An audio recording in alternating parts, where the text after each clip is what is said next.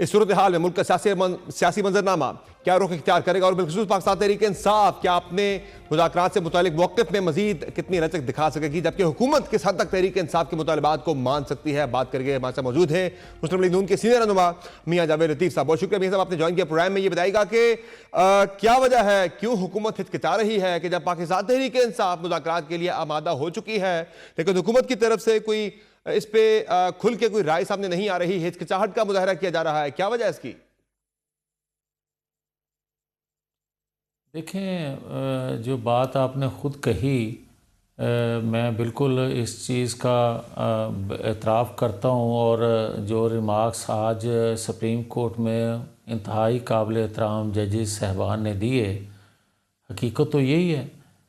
मगर बदकिस्मती ये है कि हम दूसरे को ज़रूर तनकीद करते हैं या दूसरे की ज़िम्मेदारियों का एहसास उसको ज़रूर दिलाते हैं, मगर जो मेरे करने का काम है मैं शायद उस तरह नहीं करता। बदकिस्मती से पाकिस्तान के तमाम अदारे जो हैं, जब जब जिस पे आजमाइश आई, जब जब जिसको आइन कानून के साथ खड़ा होने के लिए वक्त आया, तो मेरा ख़्याल है कि किसी ने भी उस तरह आइन के साथ, कानून के साथ खड़ा होना नहीं चाहा और ना शायद होने दिया गया, जिसकी वजह से ये आज बगाड़ है। जहाँ तक आपका सवाल है पीटीआई से, तो मैं समर एक बात ज़रूर कहता हूँ कि देखें, सिविल नाफरमानी या इस तरह का पुरतशद्दद एहतजाज जो है वो कभी सियासी जमातों का शेवा नहीं रहा और सियासी वर्कर ही उसको कहते हैं या सियासी कौमी जमात ही उसको कहते हैं जो कौमी मफादात को मलहूज़े खातिर रखे अपने एहतजाज के दौरान भी। अब आ जाएँ कि 2014 में जब सिविल नाफरमानी का ऐलान हुआ, सही है, भले वो तहरीक के पीछे ताकतवर हलके थे, ताकतवर लोग थे, उनके अपने मफादात जुड़े थे उस तहरीक के साथ, मगर देखने वाली बात ये थी कि अगर खुदा न खास्ता वो सिविल नाफरमानी की तहरीक कामयाब हो जाती तो मुझे ये बताएं कि रियासत कैसे चलती। तो मियां साहब वो तो आज भी खतरा सर पे मंडला रहा है, वो तो खतरा आज भी सर पे मंडला रहा है। अगर वो तहरीक कॉल दे रहे हैं, वो कामयाब उसके होने के इम्कानात भी मौजूद हैं, आपका कॉन्फिडेंस अपनी जगह पर, एक खतरा तो है उसका, और पूरी तौर पर कामयाब ना भी हुई, अगर यदि 5% भी अगर फर्क पड़ जाता है तो पाकिस्तान को बड़ा नुकसान उसका हो जाएगा जो हमारी रेमिटेंसेस बाहर से आती है। तो हुकूमत क्यों संजीदा नहीं ले रही? ज़ाहिर सियासी इस्तेकाम अगर आता है तो उसका सबसे बड़ा फायदा हुकूमत को होगा। नहीं समर बास, अगर मुझे बात मुकम्मल करने दें तो मैं आपकी खिदमत में यही अर्ज़ करने की जसारत कर रहा था। देखें, आप कहते हैं कि हुकूमत को नुकसान होगा, हुकूमत को नुकसान नहीं होगा, हुकूमतें आती जाती रहती हैं, मगर रियासत ने रहना है। अब देखें कि अगर 2014 में आप हुकूमत वक्त को गिराने के लिए सिविल फरमानी की तहरीक का ऐलान कर रहे थे और वो अगर कामयाब खुदा न खास्ता हो जाती, और जिस तरह आप अमल कर रहे थे, कभी पीटीवी पर हमला, कभी नेशनल असेंबली पे हमला, कभी प्राइम मिनिस्टर हाउस पे हमला, और कभी पुलिस वैन से मुलजमों को छुड़वा रहे थे खुद इमरान खान, तो फिर मुझे ये बताएं कि क्या उस वक्त के पॉलिसी साज जो थे, उस वक्त जो अदारे थे, उनको उस शख्स का मुंह बंद नहीं करना चाहिए था, उसको कंट्रोल नहीं करना चाहिए था, मगर वो खुद साथ मिले हुए थे। और आज जो सिविल नाफरमानी का ऐलान किया, फिर आज जो बात की जा रही है, अगर आप समर बास बात करें ना सिर्फ मुज़ाकरात की, तो ये इतनी सादा बात नहीं है कि मुज़ाकरात किससे करने हैं और कैसे होने हैं और कैसे कामयाब होने हैं। भाई बात तो असल ये है कि पाकिस्तान पे ख़तरात कौन से मंडला रहे हैं और उस पर जो है हंस कौन रहा है, उस पर खुशी कौन मना रहा है।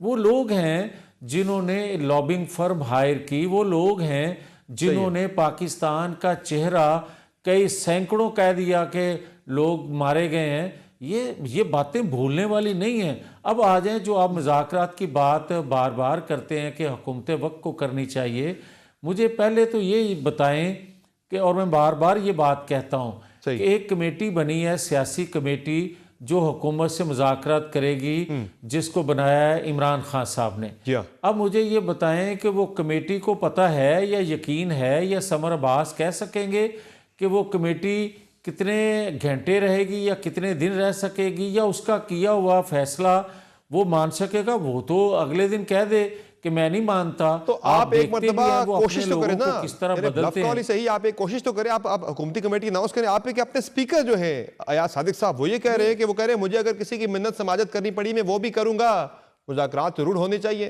तो फिर स्पीकर को भी ये मिन्नत समाजत की बात क्यों करनी पड़ रही है? जरूरत का एहसास तो वो भी कर रहे हैं कि होने चाहिए मुज़ाकरात। नहीं, समर जो स्पीकर चैम्बर होता है वो नेशनल असेंबली का हो या प्रोविंशियल असेंबली का, या उसका काम यही होना चाहिए।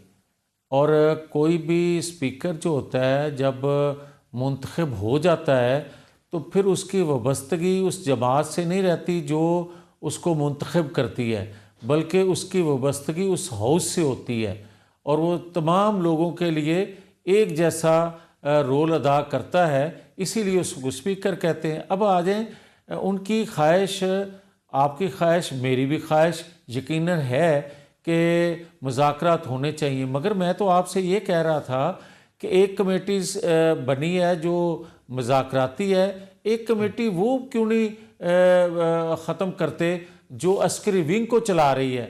आप ये तो भी कभी सवाल कर लिया करें कि वो कमेटी जो इमरान खान, जी कौन सा अस्करी विंग है पाकिस्तान तहरीक इंसाफ का?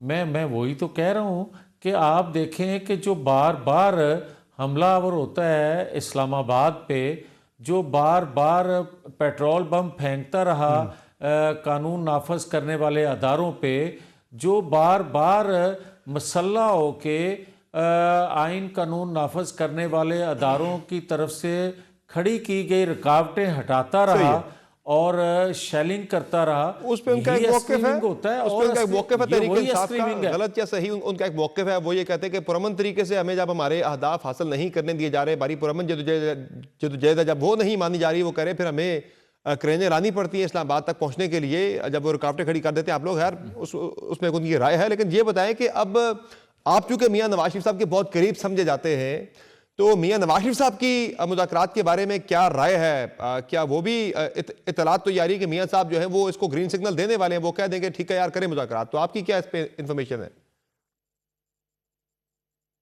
नहीं समर, पहले तो मुझे आपके अपने सवाल का वो जवाब ज़रूर हिस्सा दे लेने दें। आपने कहा कि वो उनका मौक़िफ़ ये है पीटीआई वालों का कि अगर हमारे पुरअमन एहतजाज को इस तरह, भाई पुरअमन एहतजाज से पहले अनाउंसमेंट तो वो करते हैं कि एक गोली के जवाब में 10 गोली चलाएंगे।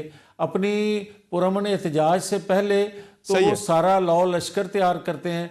फिर किसी ने ये कहा था 9-10 मई जो कुछ उन्होंने किया वो पुरअमन था, और आज तक जितने एहतजाज उन्होंने किए क्या वो पुरअमन रहे हैं? फिर कोई भी हुकूमत वक्त हो, अदारे हों, उनको एक्शन तो लेना होता है। क्या लोगों की अमलाक जलाने दें? क्या आप रियासत को जलाने दें? चलिए आपका पॉइंट इससे मियां साहब इस पे आपका आ गया है, इस पे आपका पॉइंट आ गया। जरा वो मियां साहब वाले मामले पे बताइएगा कि वो एग्रीड हैं, सुना है मुज़ाकरात के वाले से वो चाहते हैं कि हो जाए मुज़ाकरात, उनकी तरफ से गो अहेड आने वाला है।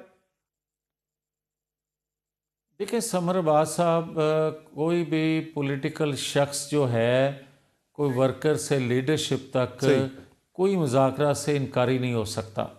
मगर मुझे ये बताएं कि आप पॉलिटिकल विंग से करेंगे या उस कमेटी से करेंगे जो एक अस्करी विंग की क़यादत कर रही है। तो खान साहब ने एक सियासी कमेटी अनाउंस कर रखी है, 2 हफ्ते होने वाले, 2 हफ्ते पूरे होने वाले। खान साहब ने सियासी कमेटी अनाउंस कर रखी है, 1 हफ्ते उन्होंने एक्सटेंड भी किया अपनी सिविल नाफरमानी की जो एक डेडलाइन थी। वो नहीं, तो आप एक तरफ गले को पड़े हुए हैं और दूसरी तरफ पाँव को हाथ लगाया हुआ है, इस तरह तो मुज़ाकरात नहीं होते। और देखें आप खुद इतराफ़ कर रहे हैं कि इमरान खान साहब ने बनाई हुई है, तो इमरान खान साहब ने दोनों कमेटियां बनाई हुई हैं। अस्करी विंग के ऊपर जो कमेटी है वो भी इमरान खान साहब ने ही बनाई हुई है, और सियासी मुज़ाकरात के लिए भी कमेटी उन्होंने ही बनाई है। अब कौन सी पावरफुल है, कौन सी बाइख्तियार है, ये तो फिर वो जानते हैं या आप जानते तो हो। मियां साहब फिर होने जा रहे हैं मुज़ाकरात या नहीं होने जा रहे? इतवार तक की डेडलाइन हाँ साहब ने दी हुई है, इतवार तक अगर आप नहीं करते, मुज़ाकरात कमेटी अनाउंस नहीं देखें, करते, तो फिर अगर सिविल मेरे नाफरमानी की मूवमेंट जो है वो शुरू हो जाएगी सोमवार से। नहीं, देखें, मैं तो समझता हूँ, और अगर मेरे से कोई राय ले तो मैं समझता हूँ कि जब तक आप 26 नवंबर और 9-10 मई का इमरान खान जो हैं वो ख़ुद कौम से माफ़ी ना मांगे, उस वक्त तक इस अस्करी विंग से मुज़ाकरात रियासत के मफाद में नहीं हो सकते। सही हो गया। बहरहाल वो ये कहते हैं कि दोनों मामलात पे आप एक जुडिशल कमीशन अनाउंस करके तहकीकात कर लें कि कौन किस में कितना कसूरवार है, उसके बाद वो माफ़ी भी शायद मांग लें।